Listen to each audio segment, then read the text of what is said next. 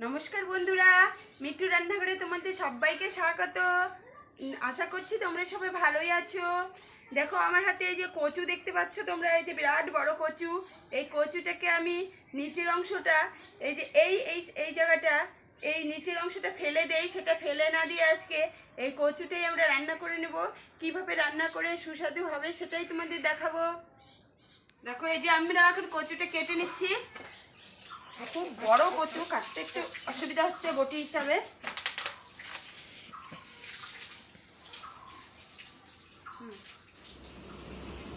দেখো আমি কচুটা কেটে নিচ্ছি।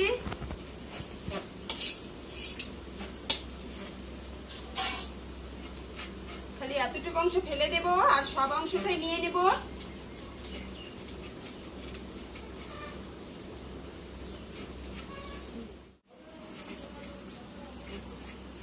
আমি এইভাবে পাতলা পাতলা করে কেটে নেব। এই যে এরকম করে পাতলা করে কেটে নেব।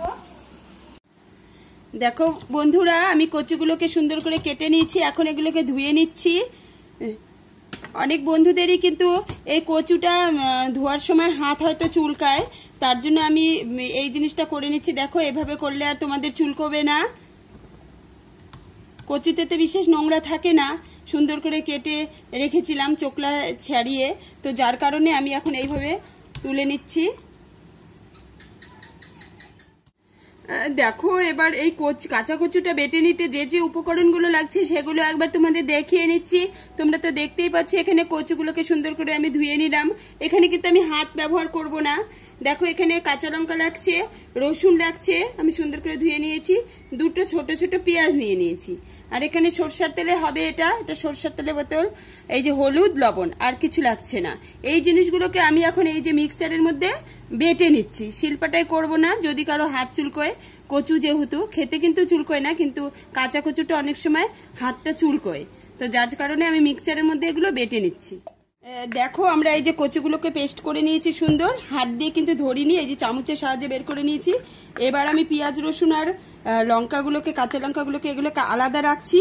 এই যে সবকিছু কিন্তু আমাদের চামচের সাহায্যে হচ্ছে, চামচ দিয়ে কিন্তু বের করে নিচ্ছি। দেখো দেখো এই যে হলুদ, লবণ আমি এর মধ্যে মিশিয়ে নিচ্ছি।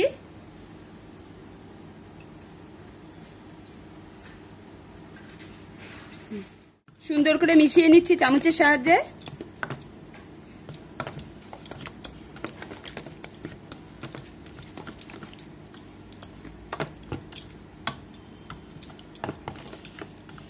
মেশানো হয়ে গেছে। কড়াই গরম বসিয়ে দিয়েছিলাম, তেল দিয়ে দিচ্ছি। খুব বেশি তেল দেব না।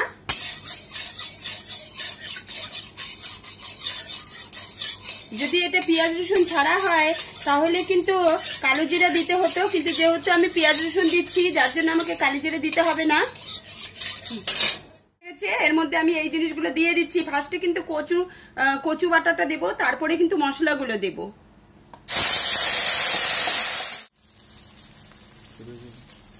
দেখো আমাদের কিন্তু একেবারে রেডি হয়ে গেছে, ভাজা একেবারে হয়ে গেছে কচুটা।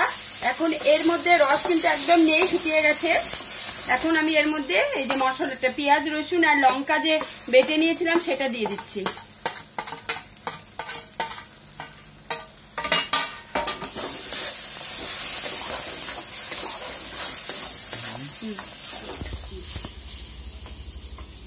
দেখো আমাদের কিন্তু খুব সুন্দর করে 5 মিনিট এভাবে নেড়ে নেড়ে ভেজে নিয়েছি। দেখো হয়েই গেছে। এবার আমি অল্প তেল দিয়ে দেবো, সরষের তেল কাঁচা।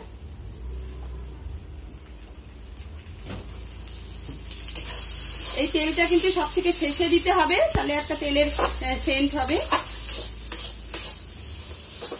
তারপরে কিছুক্ষণ আর 1 মিনিট ভাজবো, হয়ে যাবে।